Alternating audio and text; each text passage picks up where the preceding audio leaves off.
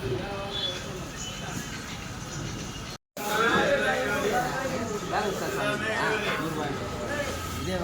அந்த வெங்காயம் எவ்வளோ சொன்னார்?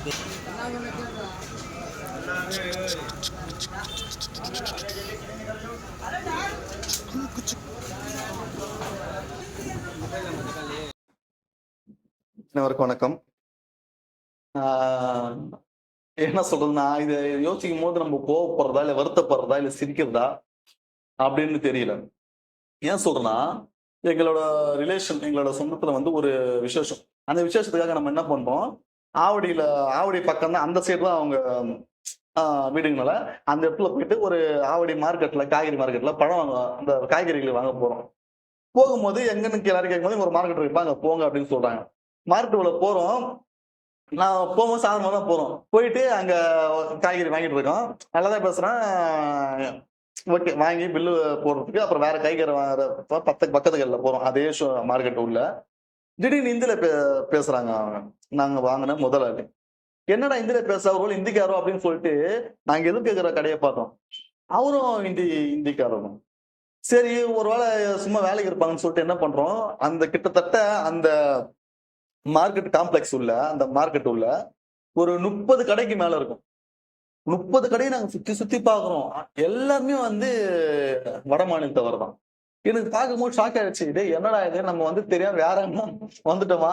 இல்ல நம்ம தமிழ்நாட்டுல தான் வாங்க வந்திருக்கோமா? எனக்கு ஒண்ணுமே புரியல. ஏன்னா இப்போ இப்போ நம்ம சவுகார்பேட்டைக்கு நம்ம போறோம்னு வச்சுங்களேன். அது கிட்ட ஒரு வட மாநிலத்தோட அவங்க வந்து தனி ஒரு தீவு மாரி அத ஆக்கிட்டாங்க. ஆனா அங்கேயே கூட என்னன்னா, தமிழ் ஆளுங்க இப்போ இந்திக்காரர்கள் வட மாநிலத்துக்கு வேலை ஒரு கடை வச்சிருந்தா கூட, அது தமிழ் ஆளுகள் வேலை செய்வாங்க. அப்படி நம்ம சவுகார்பேட்ல பார்த்திருக்கோம். பாரிஸ் அந்த இடத்துல பார்த்திருக்கோம். ஆனா இந்த இடத்துல நான் என்ன பார்த்தேன்னா, முழுக்க முழுக்க அந்த வட மாநிலத்தவர்கள் தான். ஹிந்தி பேசக்கூடிய அந்த மனிதர்கள் தான் இருந்தாங்க. எனக்கு பார்க்கும்போது ஷாக் ஆயிடுச்சு. ஒருவேளை வேலைக்கு வச்சு இவங்க வேலைக்கு பார்த்திருக்காங்களா? அப்படின்னு பார்த்தா அந்த கடையோட ஓனர் அங்க இருக்கணுமே. ஒரு கடையோட ஓனர் கூட அங்க இல்லையே. 30 கடை இருக்கு. 30 கடைக்கு மேல இருக்கு. எல்லா இடயும் நானும் சுத்தி சுத்தி பார்த்துட்டு வரேன். நீங்க அந்த வீடியோல பார்த்தாலே தெரியும். எல்லாருமே வந்து வட மாநிலத்தவர் தான். எனக்கு ஷாக் ஆயிடுச்சு. என்னடா இது?